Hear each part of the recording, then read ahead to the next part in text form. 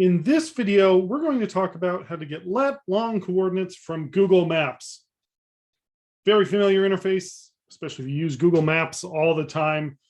Very much a commonly used embedded spatial infrastructure in our day-to-day lives.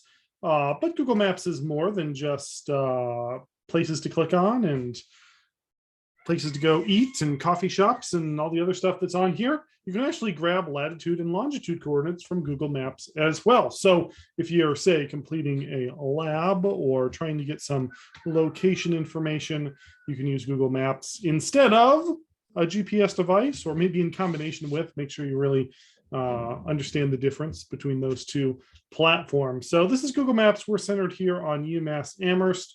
One thing we might want to do with Google Maps, especially if we're trying to map something like a tree or an interesting place on the landscape. Sometimes the map's default isn't good for that. It's a nice map, but it's not showing us the landscape. We can always come bottom left here to change our layers. We have like a cool terrain layer. This is what I always use. That's my default. But satellite is what we want. If we want to see the aerial view, we want to see our satellite imagery here. Now, when we do a little zooming in and zooming out, we can get as close as the data allows us to. And actually, this data is nice resolution, so we can see some pretty good features here, see the paths and whatnot. Now, say there's an item of interest that I want to peek at. The permaculture garden here would be a good one.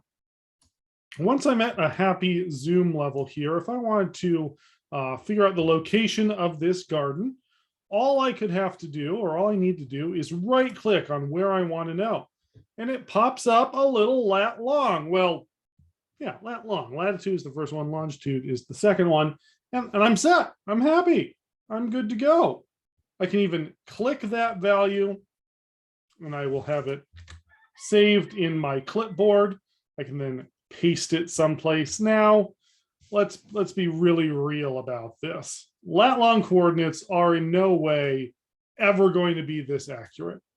As you go decimal points in, you're essentially chopping, you're getting 10 times more accurate. You probably, without a differential GPS or something really high level survey grade, you never really need more than 4 digits, 4 decimal points, I should say. 5 or 6 maybe with a differential if you've got some really powerful tools. 7, 8, let's see, 9, 10, 11, 12, 13, 14. We don't need 14 decimal points at all. You are not able to accurately lat-long locate the position of an atom.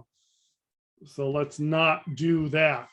So again, you can right click and get your information that way, which you can then copy and paste someplace. Make sure to edit your decimal points out of that. At the same time, just throw some random numbers in here. You can enter a location in the Google address bar, just like you would an address or a place of interest that you're looking for some directions to, and Google Maps will take you there. There we go. I just moved down the road a little bit outside of Amherst over in Hadley now. Just lovely, lovely backfield. So you can search for lat-long pairs. You can gather lat-long pairs. Make sure as you're doing that you have your signs, positive or negative. Big difference. Now I'm in a swamp someplace in Chile. If I flip this one,